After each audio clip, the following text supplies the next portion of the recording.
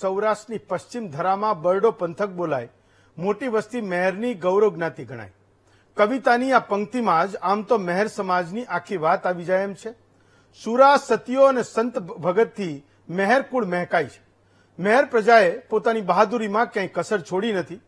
બરડા અને ઘેડના મહેરની દિલાવરીથી કથા એ આખા સૌરાષ્ટ્રમાં આજે પણ અજોડ છે. ઇતિહાસના પાના પર ઉજળો દેખાતો સમૃદ્ધ, સમર્થ અને ગૌરવનીય કાળ એ ધરાવતા મહેર સમાજ પર આપણે આજે મહામંથન વિશેષ કરવાના છીએ. સૌરાષ્ટ્રમાં પોરબંદર અને ઘેડ પંથકમાં મોટા પ્રમાણમાં વસેલો મહેર સમાજ વચન, વતન, ખુમારી અને રીત રિવાજોને કારણે પોતાની ઓળખ ધરાવે છે. ઇતિહાસથી બહાર નીકળીને જોઈએ તો અત્યારના સમયમાં જે રીતે સમયની સાથે તમામ સમાજો ઉજળા થવા મથી રહ્યા છે, ત્યારે અત્યારની સ્થિતિએ મહેર સમાજ ક્યાં ઉભો છે એની ચર્ચાઓ આજના આ મહામંથનમાં આપણે કરવાની છે. મહેર સમાજ વિશે જ્યારે સમાજના જ એક વ્યક્તિ સાથે મેં વાત કરી તો એમનું કહેવું હતું કે 100 વીઘા જમીન હોય તો પણ એમનામાં ઇઝરાયલ અને બ્રિટન જવાનું ચલણ આજે ઘણું વધ્યું છે. એની પાછળ જવાબદાર કારણમાં શિક્ષણ ક્ષેત્રે એ સમજનો અભાવ પણ છે, જેનાથી એ યુથને સાચું માર્ગદર્શન મળી શકે. એવી સંસ્થાઓ નથી બની કે જે યુવાનોને સ્પર્ધાત્મક પરીક્ષા માટે તૈયાર કરી શકે. ત્યારે મહેર સમાજમાં ચાલી આવતી રીત રિવાજો કેવી રીતે સમાજને સંચાલિત કરે છે, મહેર સમાજના ઉત્થાન માટે શું કરવાની જરૂર છે અને વર્ષોથી ચાલી આવતી પરંપરા સામે સમાજમાં કયા ફેરફારની જરૂર છે, આ વિષય પર આજે સમાજના વિશેષ મહામંથનમાં ચર્ચા કરીએ.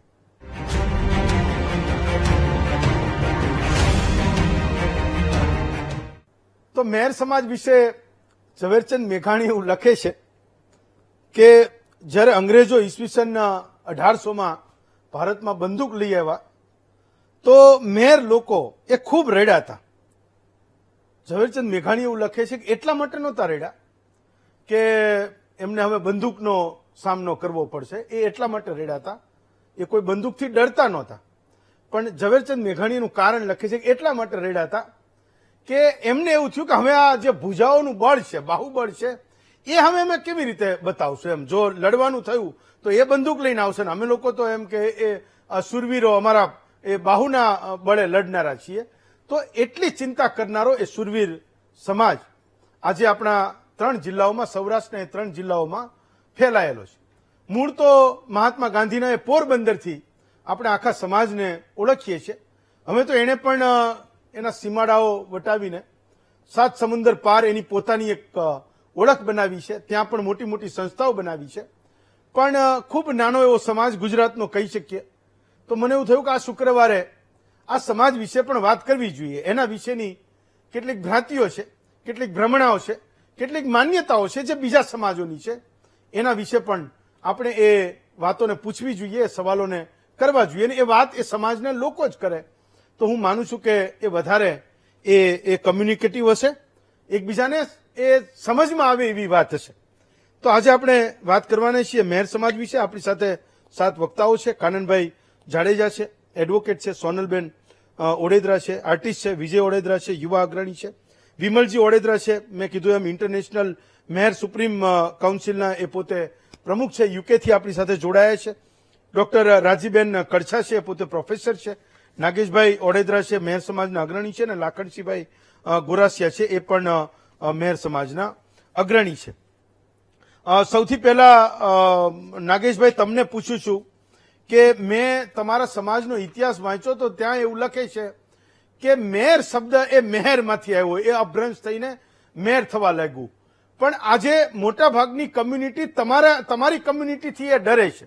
એને એવું લાગે છે કે મહેર એમ કે માથાભારે બહુ હોય. તો મહેર એટલે કે એ દયા કરે, એનામાં કરુણાનો ભાવ હોય. તો એ જેના વિશે કહેવાયું, જેનું નામ કમ્યુનિટીનું એના વિશે પડ્યું. પણ સમાજમાં એ વાત કેમ ગઈ કે ભાઈ મહેરથી ડરવું સારું અથવા તો દૂર રહેવું સારું?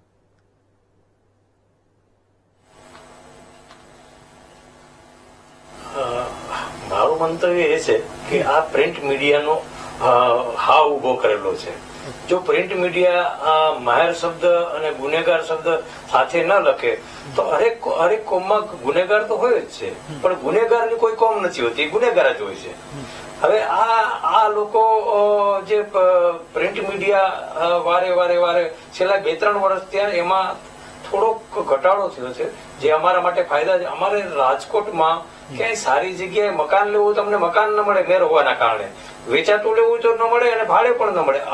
અમે આ મુશ્કેલીઓમાં એટલે આવ્યા છે કે પ્રિન્ટ મીડિયાએ અમારા હરેક કોમમાં બધા લોકો સારા નથી હોતા, બધા ખરાબ પણ નથી હોતા. તો બધી કોમમાં બધા લોકો હોય જ છે, પણ અમારી કોમને જે અસર થાય છે જે આ પ્રિન્ટ મીડિયાના કારણે અથવા તો બીજા કોઈ પેલાના કારણે સૌથી વધારે અમને અસર થાય છે સાહેબ, અને એનો અમે ભોગ પણ બનીએ છીએ.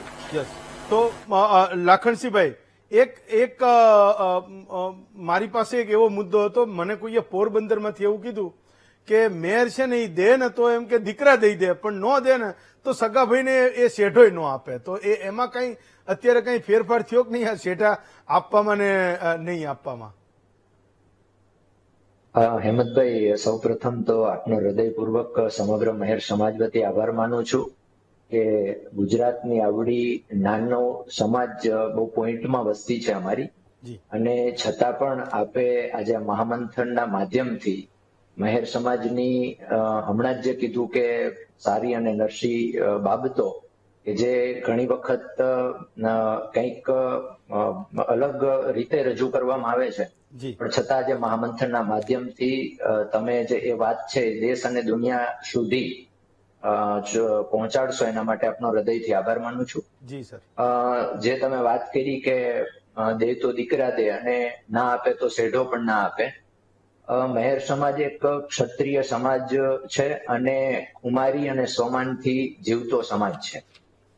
એટલે કોઈ પ્રેમથી માંગે દે તો દીકરા દે, મતલબ એવો છે કે કોઈ પ્રેમથી માંગે તો એટલો જ કરુણાનો પણ ભાવ છે, અને જો કોઈ દબાવથી લેવા માંગે તો એમને એ શેઢો પણ ના આપે. એટલે કોઈ ભાઈ કે ઇતર જ્ઞાતિની સાથે જોડવાની વાત નથી, પણ બંને સાઈડો કરુણાનો ભાવ પણ મહેર સમાજની અંદર એટલો જ છે, અને એટલો જ પાછો સોમાન અને ખુમારીનો ભાવ છે કે ખોટી રીતે દબાઈ અને ક્યાંય પણ, આજે માત્ર મારા વિસ્તાર પૂરતી વાત નથી, મહેર સમાજ તો દેશ અને દુનિયાના ખૂણે ખૂણે પહોંચેલો સમાજ છે. અને આટલી જ તમને એક સાવ નાનકડું એક્ઝામ્પલ દઉં, કારણ કે ગેસ્ટ ઘણા બધા છે એટલે વધારે વિશેષ સમય નહીં લઉં, પરંતુ એવી જગ્યાએ કે જ્યાં અમારું એકાદ બે ગામ હોય અથવા તો એકાદ બે ઘર હોય એવા જગ્યાએ પણ જઈ અને લોકપ્રતિનિધિ તરીકે પણ મહેર સમાજના આગેવાનો ત્યાં ચૂંટાયા છે. કોઈ જ જ્ઞાતિના મોટા ક્ષેત્રની પણ ના હોય, માત્ર એક જામજોધપુર તાલુકામાં તાલુકા પંચાયતના પ્રમુખ એક મહેર જ્ઞાતિ અમારા યુવાન એક મિત્ર ચૂંટાયા હતા. તો કહેવાનો મતલબ એટલો જ છે કે ત્યાં અમારી કોઈ વસ્તી પણ નથી, અને છતાં પણ ત્યાંથી લોકોએ પ્રેમથી, કારણ કે ત્યાં લોકોને એમનો સહકાર એટલો જ કે ભાઈ કોઈ બીજી ઇતર કોઈ ન્યુસન્સ છે કે કોઈ અસામાજિક તત્વો કોઈને રંજાડતા હોય એવા સમયે પણ એક મહેર સમાજનો એક પણ ઘર હોય ત્યાં, તો એ પણ ત્યાં એમને બીજા લોકોને મદદરૂપ થનારો આ સમાજ છે.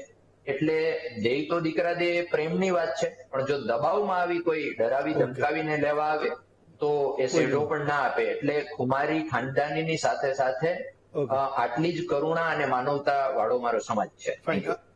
કાનનભાઈ, તો તમે તો વકીલાતનો વ્યવસાયમાં છો, થોડી વાત લાખણસિંહભાઈને પૂછી અને નાગેશભાઈને પૂછ્યું, એનાથી પણ એક આગળનો સવાલ છે, પછી હું ફરી પાછા એ બીજા પ્રશ્નોને કેટલીક મને જે સારી વાતો ખબર છે એની પણ વાત કરું છું. પણ આ સમાજોમાં ચાલી રહેલી વાત છે કે ભાઈ વાઘેરોની એ ગેંગોની સામે લડતા લડતા સરમણ મુંજા મોટા થયા, સમય રહેતા એ તો ઠીક છે, એક ચેપ્ટર પૂરું થઈ ગયું, પણ પોરબંદરમાં આજે પણ કેટલીક નાની મોટી ગેંગ છે એ જીવે છે, એના જે મુખ્ય છે એ મેયર હોય.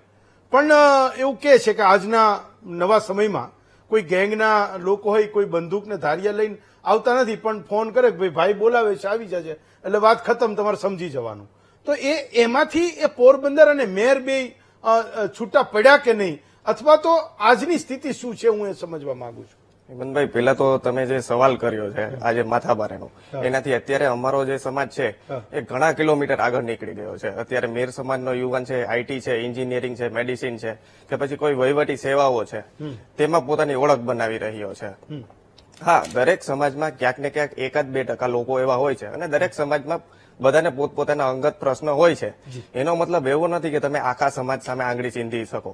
પાંચેય આંગળીઓ ક્યારેય સરખી નથી હોતી. હા, પણ જયારે જયારે ક્યાંય પણ અન્યાય થતું હશે ત્યારે મેર સમાજનો દીકરો સૌથી પહેલા આવીને ઉભો રહી જાય. પછી અન્યાય કરનારો ભલે જુનાગઢનો નવાબ હોય કે જેને મેર સમાજના સુરવીર કાઢવા ઓડેદરાએ પણ એની આંખમાં આંખ નાખીને અને એના મૂછ ઉપર તાવ દઈને કીધું હતું કે જો તે અમારી મેર સમાજની દીકરી ઉપર નજર ઉપાડવાની પ્રયત્ન કર્યો તો તારા મૂળિયા ન કાઢી નાખું તો હું મેર સમાજનો દીકરો ને. કે પછી જુનાગઢના ધંધુસર ગામનો ભીમસિંહ થાપોલિયા હોય કે જ્યાં 80 વર્ષના બાપાને, હેમંતભાઈ તમે વિચાર કરો, તમારે કે મારા જેવો કોઈ 30 વર્ષનો યુવાન નહીં, પરંતુ 80 વર્ષના બાબાને ખબર પડે છે કે એના ગામને આજે લૂંટારાઓ લૂંટવા આવે છે, ભાંગવા આવે છે, ત્યારે પોતાની બંને હાથમાં તલવાર લઈ લૂંટારાઓને મારતા મારતા પોતાની પ્રાણની આહુતિ આવી. આ છે મારો મેર સમાજ, આ છે મારા મેર સમાજની શક્તિ અને આ છે મારો અડીખમ સમાજ. નહીં કે કોઈ નબળા ગરીબ કમજોરને દબાવીને પોતાની વાહવાઈ લૂંટે એ. અને આજે પણ દુનિયાના કોઈ પણ ખૂરે મેર સમાજનો દીકરો રહેતો હશે, એને ખબર પડશે કે અન્યાય થાય છે એની આજુબાજુમાં,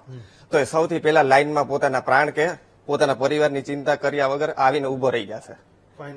વિમલજીભાઈ, તમને મારો અવાજ સંભળાતો હશે. હું તમને સવાલ એ પૂછી રહ્યો હતો કે પોરબંદર, જામનગર, જુનાગઢમાં જ્યાં મેર સમાજની સૌથી વધારે વસ્તી છે, તો ત્યાં શિક્ષણનું પ્રમાણ ખૂબ વધ્યું. તો શિક્ષણનું પ્રમાણ જેમ વધ્યું, હું એ રેશિયોનો કોઈ મારી પાસે પાકો આંકડો નથી, પણ એવું કહે છે કે જેમ જેમ શિક્ષણનું પ્રમાણ વધ્યું તો આજના એ યુવાનને અહીંયા શિક્ષણ લીધા પછી એને યુકે જવાનું એનું સૌથી મોટું સપનું છે. એટલે બીજા કોઈ સમાજમાં એ ભણવા જાય કે કોઈ ધંધા રોજગાર માટે જાય, પણ મેર સમાજમાં જેનું શિક્ષણ થયું એને યુકે જવું જ છે. એ એક વાત આમ પ્રસ્થાપિત જેવું થઈ ગયું. એવા કયા કારણો છે કે સમાજનો યુવાન એ એવું ઈચ્છે છે કે મારે ગુજરાત, મારો સમાજ, મારો દેશ છોડીને મારે યુકેમાં જવું છે?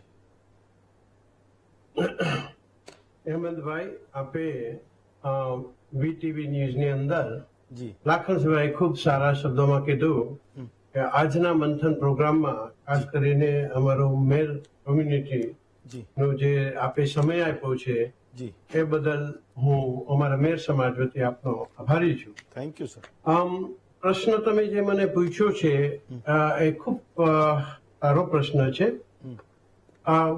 યુકે ની અંદર હું પોતે જે છે આખા ગુજરાતીઓનું પ્રેઝન્ટેશન કરું છું. મારે જે જવાબદારીની ભાગરૂપે કહું તો national council of Gujarati organization એટલે કે NCGO UK, જી જે મારી પહેલા અને અહીંયાના પ્રમુખ જે હતા મારી પહેલાના એ ટીબી પટેલ, એ ગુજરાત સમાચારના એડિટર હતા, એની પાસેથી એક પ્રમુખ સેવક તરીકે હું તો કહીશ જવાબદારી મેં લીધી છે. અત્યારે હું પ્રેસિડેન્ટ છું. જી અને જયારે યુકે ની આપ વાત કરો છો આવવાની, ત્યારે મેર સમાજની સાથે સાથે અહીંયા હું જોઉં છું કે ખૂબ ગુજરાતમાંથી સ્થળાંતર થયું છે જી અને ઘણી વખત પૈસા પણ ગુમાવે છે અને તકલીફ અહીંયા હોય છે. અમે મદદ પણ કરીએ છીએ. હોમ મિનિસ્ટરને પણ કાગળ લખેલા છે અમે NCGO તરફથી ન્યાય માટે અમુક. પણ જયારે પોરબંદરની વાત કરી છે તો શિક્ષણ મેર સમાજમાં ખૂબ વધ્યું છે અને એની અંદર પણ મેર સુપ્રીમ કાઉન્સિલ અથવા ઇન્ટરનેશનલ મેર સુપ્રીમ કાઉન્સિલ પાછળથી નામ અમે બદલાવ્યું. પણ અમારે ડોક્ટર વિરમભાઈ ખરેખર જે છે કન્યાનું જે શિક્ષણ એ અમારામાં ખૂબ ઓછું હતું અને એ છેલ્લા 20 વર્ષની એની ઝુંબેશને કારણે ખૂબ વધ્યું. જી એટલે કન્યાનું શિક્ષણ ખૂબ વધ્યું છે. એ જ રીતે છોકરાઓનું પણ શિક્ષણ વધ્યું છે. અને આપે જે પ્રશ્ન પૂછ્યો કે અહીંયા યુકે આવવા માટે, તો હા, થોડું એ પ્રયત્ન છે જ ત્યાંથી યુકે આવવા માટેનો. એક છોકરાઓને હોય છે કે વેસ્ટર્ન સ્ટાઇલની લાઈફ જોઈને અથવા તો જે એના સારા સારા કદાચ એવા એના આરટીઓ જોઈને એને થાય કે ત્યાં જઈને આપણે જઈએ. એટલે આ કદાચ ક્યાંક ને ક્યાંક એમાં એને લીધે આવતા હોય છે. આવવામાં પણ કંઈ વાંધો નથી. મારું માનવું છે કે ગોરી પૂછે નાથને કયો ભલેરો દેશ, સંપત હોય તો ઘર ભલો, નગર ભલો પરદેશ. પરદેશ. તો જો તકલીફ હોય દેશમાં અને બહાર જાય તો એમાં કઈ વાંધો નહીં, પણ લીગલી જવું જોઈએ, સારી રીતે કાયદામાં રહીને જવું જોઈએ અને એની અમે એડવાઇસ આપતા હોય છે. તો જે આપનો પ્રશ્ન હતો એની અંદર યસ, મેર સહિત એ સિવાય ગુજરાતમાંથી હું તો અહીંયા છું યુકેમાં ને જોઈ શકું કે ખૂબ સ્થળાંતર થાય છે. યસ.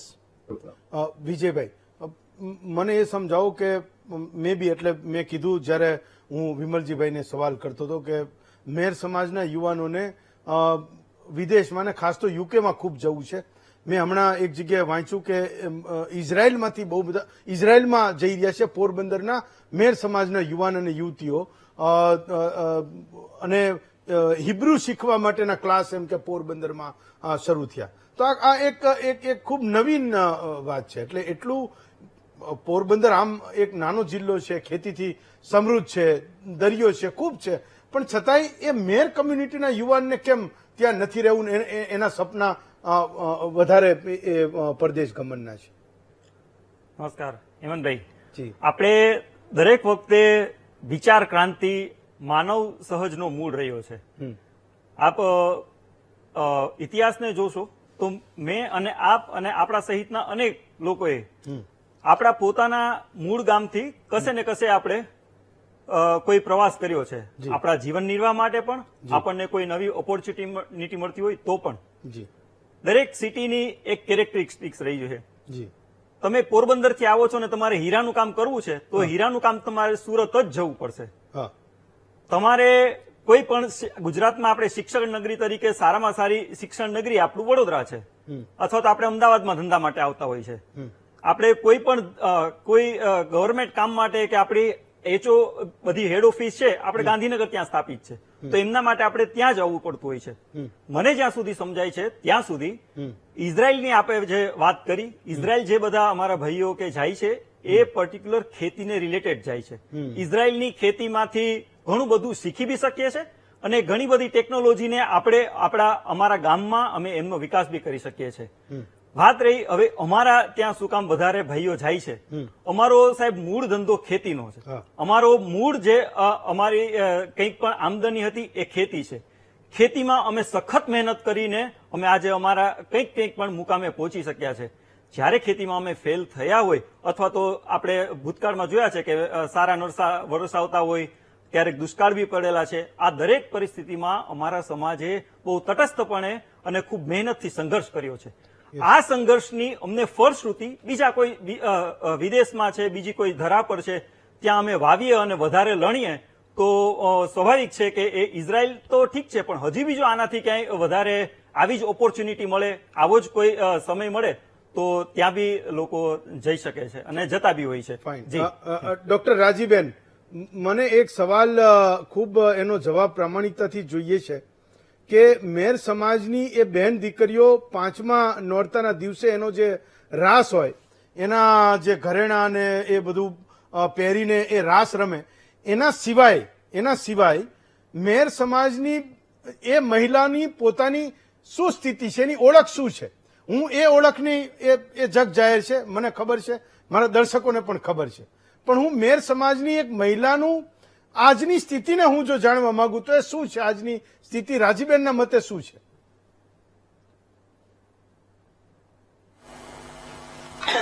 સીતારામ. સૌ પ્રથમ તો સર્વને આપણે ખૂબ સરસ મુદ્દો લીધો છે. મેર સમાજની અત્યારની સ્થિતિની વાત કરું એ પહેલા હું ભૂતકાળથી કહેતી આવું છું કે ભૂતકાળમાં પણ મેર સમાજની સ્ત્રી છે એનું ક્યારેય અમારા સમાજમાં શોષણ નથી થયું. એ હંમેશા ક્યાંક ને ક્યાંક સ્વતંત્ર હતી અને પુરુષ સમોવડી જ હતી. એનામાં એટલી હિંમત એ જમાનામાં પણ હતી કે એ 100 વીઘા હોય કે 50 વીઘા હોય એ ખેતરની અંદર જયારે એનો પતિ છે એ પાણી વારતા થાકી રહી અથવા તો અડધી રાત થાય તો એ 12 વાગે ત્યાં જઈને એને કહી શકતી કે હવે તું થોડી વાર આરામ કરી લે. અમારામાં તું કહેવાનું પણ અમુક અંશે રિવાજ છે કે હવે તું થોડી વાર આરામ કરી લે, આ પાણે હું વારી લઈશ. આ અમારા શબ્દો છે, પાણે જ કહેતા, પાણી વાળવાને. આ સમાજે ક્યારેય સ્ત્રીઓનું શોષણ નથી કર્યું. તમે અત્યાર સુધીમાં એવી હિસ્ટ્રી નહીં સાંભળી હોય કે મેર સમાજની કોઈ પુત્રવધુને સળગાવી દેવામાં આવી, નહીં બનતું હોય તો છૂટા થઈ ગયા હશે, કે એનું મર્ડર કર્યું હશે. બરાબર, આ એક કાયદેસરની સ્થિતિ છે. અત્યારે પણ દીકરીઓને ખૂબ ભણાવીએ છીએ. તમે જોઈ શકો રાજકોટની અંદર અમારા જેટલા ઘર છે એ સ્ત્રીઓ કદાચ એ જમાનામાં 7 ધોરણ આપણે કહીએ એ ભણી હશે, પણ એ અત્યારે સરસ મજાની 50 લાખની ગાડીઓ ડ્રાઈવ કરી અને રાજકોટમાં ફરતી હશે. ફોરેનની અંદર પણ જેટલા અમારા દીકરાઓ જાય છે એટલી જ અમારી દીકરીઓ જાય છે. અને તમે જોવો તો અત્યારે CA, CS પ્રોફેસર, સોનલબેન આર્ટિસ્ટ છે, તો લગભગ કોઈ પ્રોફેશનલ ફિલ્ડ પણ એવું નથી કે જેમાં દીકરીઓ સ્થાન નથી ધરાવતી. અને બહુ ગૌરવ થાય છે મને કહેતા કે અમારામાં લગ્ન બહુ નાની ઉંમરે થઈ જાય, તો અમારામાં પતિ પણ પત્નીને ભણાવે છે અને ક્યાંય એવો છોછ નથી કે શું કામે ભણાવીએ છીએ કે આગળ વધશે કે આમ કે તેમ. ગમે એવી જૂની પુરાણી રૂઢિચુસ્ત પરિવારમાંથી આવતા હોય તો પણ સાસુ સસરા પણ ગામડેથી એ દીકરીઓને કોન્સ્ટેબલ, PSI બધી એક્ઝામ અને ગ્રાઉન્ડ પાસ કરવા માટે અત્યારે પણ રાજકોટ મોકલે છે. તો આ એક બહુ સારી વસ્તુ સારી છે. વાત છે. ચલો સોનલબેન, એનાથી એક સ્ટેપ આગળનો સવાલ છે કે કોન્સ્ટેબલ માટે ભણાવે, ચાર્ટર્ડ એકાઉન્ટન્ટ, ડોક્ટર, એન્જિનિયર માટે પણ ભણાવે, પણ હજુ પણ ગુજરાતમાં, હું તમારા સમાજની વાત કરું છું, પણ ગુજરાતના મોટા ભાગના સમાજમાં કળામાં જવું, આર્ટમાં જવું, ફિલ્મોમાં જવું, સંગીતમાં જવું એ હજુ પણ ઘણી બધી અંશે આપણે ત્યાં એને એક અલગ દ્રષ્ટિએ જોવાય છે. ઓકે સોનલબેન, તો મારો સવાલ એ હતો કે મેર સમાજમાં તમે આર્ટિસ્ટ છો એટલે હું અટકના આધારે ખબર પડે કે આ મેર હશે એમ. બાકી અહીંયા ગુજરાતમાં માનો તમે લોકો જાડેજા હોવ છો તો ક્ષત્રિયોમાં પણ જાડેજા હોય છે, દરબારમાં પણ હોય છે, મોટે ભાગે ઓળખાય, ક્યારેક ઓળખાય, પણ વતન ક્યાં તો મોટે ભાગે ખબર પડી જાય કે એ આ સમાજના હશે. તો મને એ જાણવું છે કે સમાજ કળા અને સાહિત્ય પ્રત્યે કેટલો ઉદાર છે. આફ્ટર ઓલ કોઈ પણ જગ્યાએ કોઈ સમાજનું શિક્ષણ અને ખુલ્લાપણું એ આ બે ક્ષેત્રોમાં એના જે સંતાનો છે, એની પેઢીઓ છે, એના વારસદારો છે, જાય છે કે નહીં એના ઉપરથી એ મપાય છે. તો એ તમારા સમાજમાં કળામાં જનારા, ફિલ્મમાં જનારા, આર્ટમાં જનારા લોકો વિશેનો, ખાસ તો દીકરીઓ વિશેનો એ અપ્રોચ કેવો છે એ હું સમજવા માંગુ છું. સીતારામ બધા દૈરાને. અમારા સમાજમાં અત્યારે આર્ટ ફિલ્ડમાં ઘણા બાળકો MS યુનિવર્સિટીમાં ભણે છે, CN માં ભણે છે અને 12 કેમ્બ્રિજ સુધી પણ ગયા છે. અત્યારે મેર સમાજની જે એક અલગ આર્ટ માટેની અલગ એમણે ફિલ્ડ જ બહાર રાખી છે, જેમાં બધા બાળકો, મેન્સ કે વુમન્સ કે કોઈ બી દીકરા દીકરીઓને ભણાવવામાં અને આગળ લઈ આવવામાં ખૂબ હેલ્પ કરે છે. એટલે બધે આર્ટિસ્ટો અત્યારે ખૂબ જ આગળ આવે છે. દીકરીઓ પણ MS યુનિવર્સિટીમાં ભણે જ છે ને આર્ટિસ્ટનું જ ભણે છે. એટલે મ્યુઝિકનું બી ભણે છે, પેઇન્ટિંગનું બી ભણે છે અને ફોટોગ્રાફીથી લઈ અને બધા ઘણા આર્ટિસ્ટો, ફોટોગ્રાફરો બહુ આગળ વધે છે. ડોક્ટર રાજીબેન, એક વચ્ચે સવાલ મને થયો કે આ તમે જે આ અઘરું બધું પહેરો છો, આ ઘરેણા, એવું બને કે કોઈની પાસે ના પણ હોય?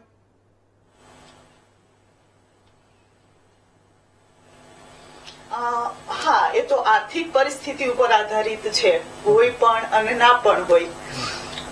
અને માનો કે બહુ બધું છે અને પહેરવું ના ગમે તો, કે ભાઈ નથી પહેરવું એમ, તો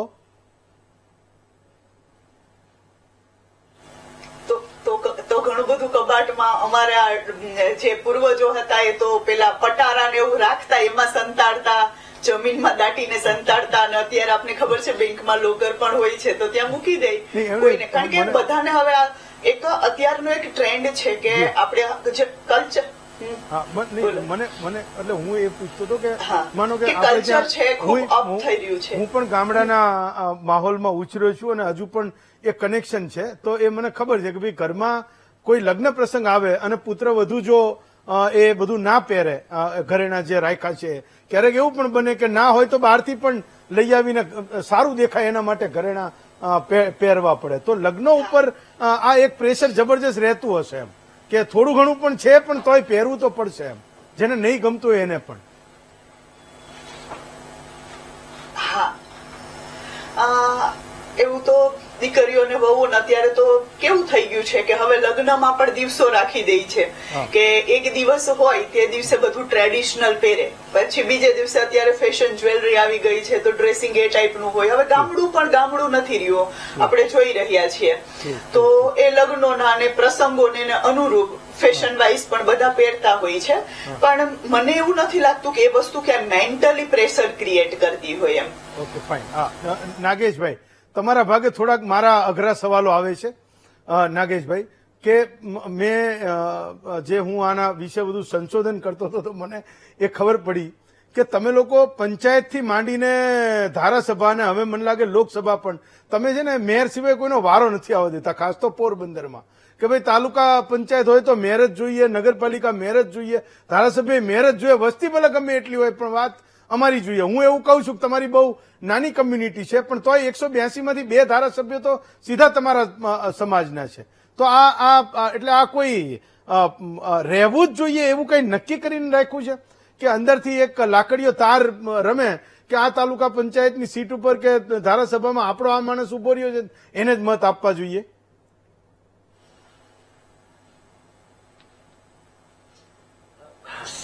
સાહેબ, આપને અમારી કોમ વિશે કહું. અમારી કોમ છે ને આગેવાની લેતી કોમ છે.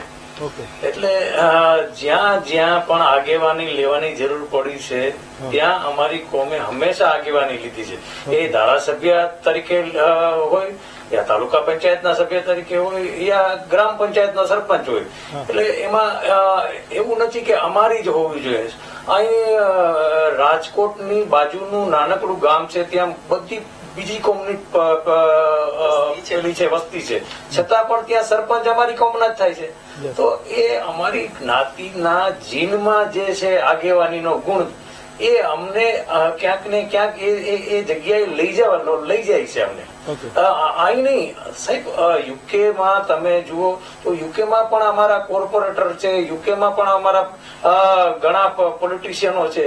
તો એ ત્યાં એને ક્યાં મત મળવાના હતા કે ત્યાં પોતાનું કોમનું ક્યાં કઈ બચાવવાના હતા? પણ છતાં પણ ત્યાં પણ એ થાય છે. તો આપણા દેશમાં તો અમે આગેવાન તરીકે અમે હંમેશા પ્રસ્થાપિત અમારી જાતને કરશું જ. ચાલો લાખણસિંહભાઈ, એક પોરબંદરનો સવાલ હતો કે સરકારી કોન્ટ્રાક્ટમાં મેર સમાજ સિવાય કોઈની ચાલે જ નહીં, એમ કે જબરજસ્ત સિન્ડિકેટ ચાલે છે. કોઈની હિંમત ચાલે કે ત્યાં એ સરકારી કોન્ટ્રાક્ટ લઈ જાય, કોઈ બહારનો માણસ આવીને કઈ કામ કરી જાય પોરબંદરમાં? એટલે મને નવાઈ લાગે છે. મારું પોરબંદર સાથેનું કનેક્શન ખૂબ ઓછું છે પણ હું કેટલાક સવાલો ત્યાંથી આવ્યા છે એને જાણવા માંગુ છું. લાખણસિંહભાઈ, ખૂબ પ્રામાણિકપણે જવાબ આપશો.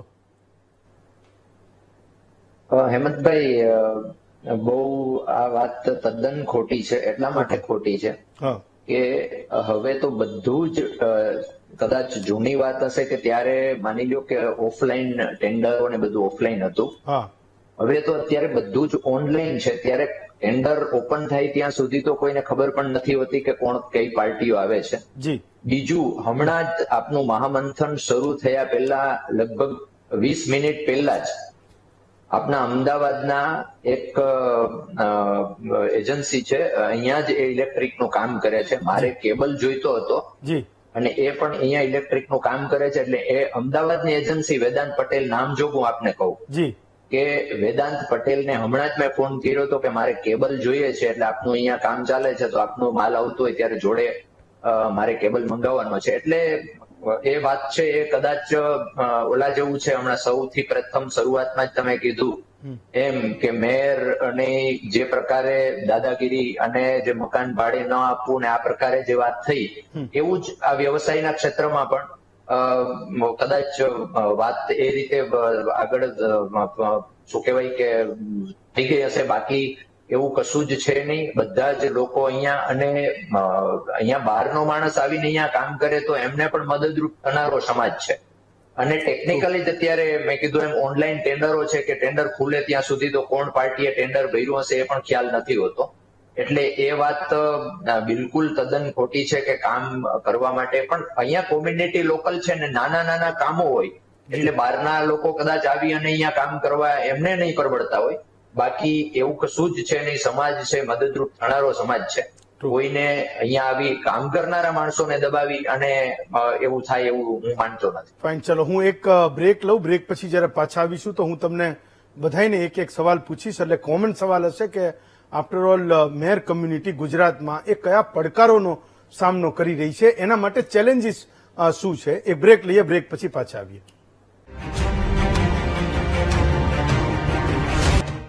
બ્રેક પછી સ્વાગત છે આપનું મહામંથનમાં.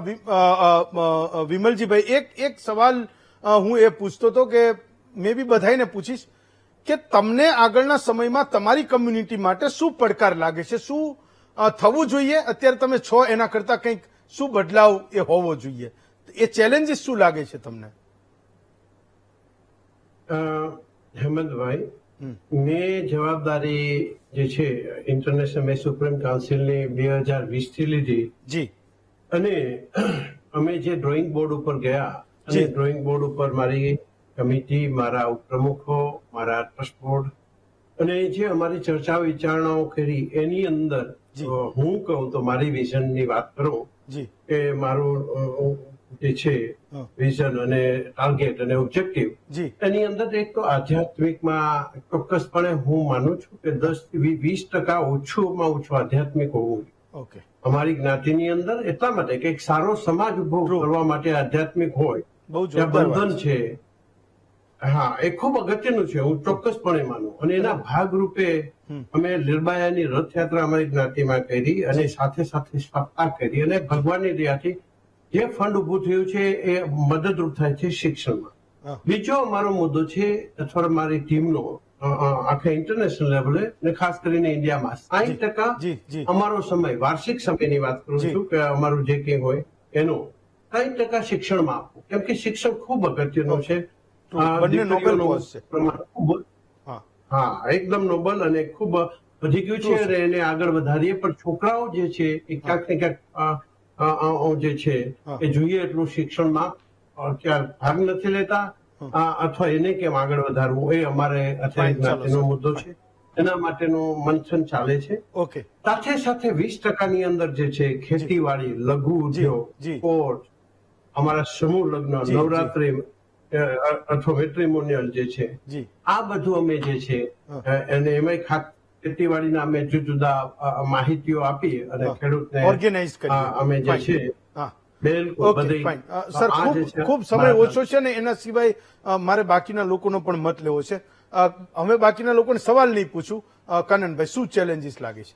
ચેલેન્જીસ અમારે અત્યારે એક તો પેલા વ્યસનનો અમારા અમુક ગામડાઓના એરિયામાં વ્યસનનું ચલણ ઘણું બધું છે, તો એને ઓછું કરવું એનું ઓછું. આપના માધ્યમથી હું ખાલી એટલું જ કહેવા જી. માંગીશ કે ગામડાના યુવાનો જે છે હા. એ બને તેટલું વ્યસનથી મુક્ત રહે, શિક્ષણને પ્રાથમિકતા આપે અને બને તેટલી જે વહીવટી સેવાઓની પરીક્ષા છે કે ભાઈ જીપીએસસી છે, યુપીએસસી છે, એ પરીક્ષાઓમાં તમે ભાગ લ્યો, એ પરીક્ષાઓની તૈયારી કરો અને શિક્ષણ ક્ષેત્રે આગળ વધો, જેના લીધે તમારી આવનારી પેઢી છે એને એકદમ સરળતાથી બધું થાય. ફાઇન. વિજયભાઈ. સેવા, સમર્પણ અને સહકાર આ અમારા મૂળ ઉદ્દેશો રહ્યા છે. જી સર્વ સમાજની સાથે રહીને સર્વ સમાજ પાસેથી અમે શીખીએ. અલગ અલગ વિસ્તારો, અલગ અલગ બાઉન્ડ્રીઓ તોડીને બી અમે નવા સમાજમાંથી, નવા વિસ્તારોમાંથી નવી કંઈક પણ વાત શીખીએ. આ ખરેખર અમારા માટે ચેલેન્જીસ છે, કેમ કે બદલાવ એ અંદરથી આવશે તો અમે અમારા જ્ઞાતિ સુધી લઈ જઈશું. ફાઇન. સોનલબેન, તમને શું લાગે છે કે શું બદલાવ થવો જરૂરી છે જે આજના સમયે મેર સમાજમાં જરૂરી હોય? મેર સમાજમાં બસ વ્યસન મુક્તિ, જે બી નાના યુવાનોને વ્યસન હોય એનાથી દૂર રહે અને બાકી મેર સમાજ ખૂબ ભણે ગણે અને બધા બાળકો આગળ વધે. Doctor mostly Rajibhai. Yes, doctor Rajibhai.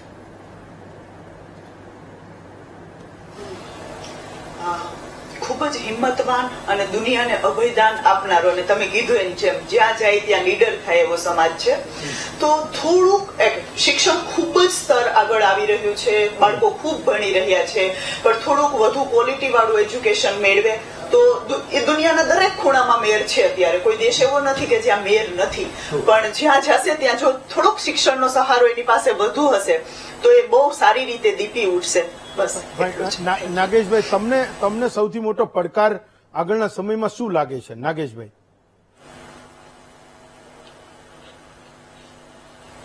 સાહેબ, આવનારા સમયમાં અમારા શિક્ષણના બહુ મોટા ડોક્ટર વિરમભાઈ ગોડાણીયાએ એક ઝુંબેશ ચલાવી હતી દીકરીઓને શિક્ષણ આપવાની.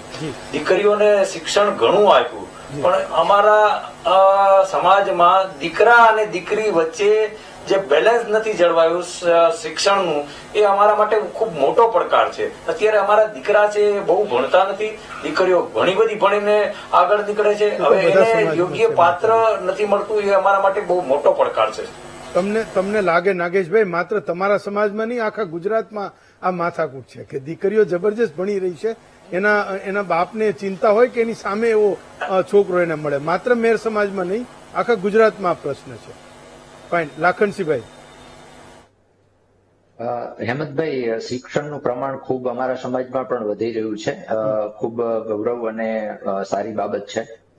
સાથે સાથે આ વિસ્તારની અંદર થોડું કોમ્પિટિટિવ એક્ઝામોનું વાતાવરણ ન હોવાના કારણે અત્યારે શિક્ષિત બેરોજગારી ભયંકર અમારા સમાજને પણ નડી રહી છે.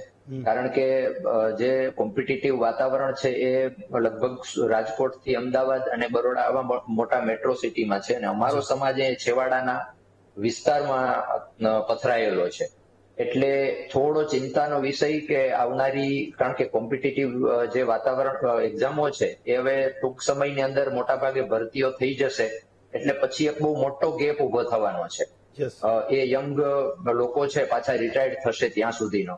એટલે થોડો આવનારા સમયનો ચિંતાનો વિષય કે ઝડપથી અમારા સમાજના જે યુવાનો ભણી અને અત્યારે જે રોજગારીની તકો માટે ચિંતિત છે એ એક પડકાર છે. બીજું, ખેતી અમારો મુખ્ય વ્યવસાય છે, પરંતુ હવે ના લોકો ખેતીમાં, જે પહેલા અમારા બધા જ ઘરના લોકો ખેતી કામ કરતા હતા, હવે એ ખેતી કામમાં થોડા બહારના મજૂરો ઉપર ડિપેન્ડ રહેવું પડે છે, અને મજૂરો છે એની ક્રાઇસિસ ખૂબ વધારે છે. એટલે અમારી ખેતી છે એ પણ મજૂરો, ટેકનોલોજીનો ઝડપથી જો એમાં વિકાસ થાય તો, કારણ કે મજૂરો દ્વારા ખેતી ચલાવવી પણ અઘરી થઈ પડે એમ છે.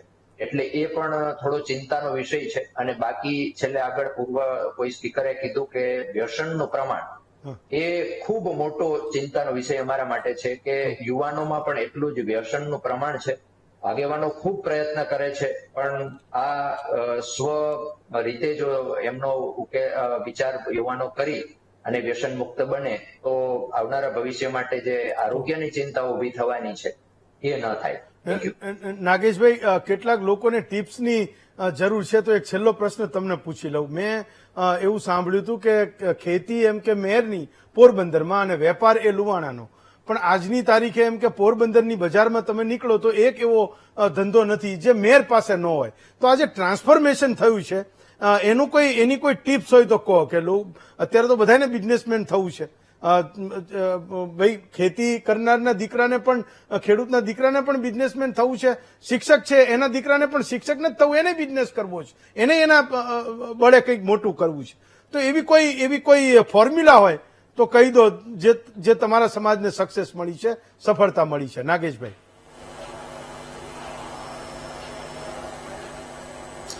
સાહેબ, હું રાજકોટમાં 1992માં આવેલો ત્યારે અમારા સમાજને બિઝનેસ વિશે બહુ સમજ નથી.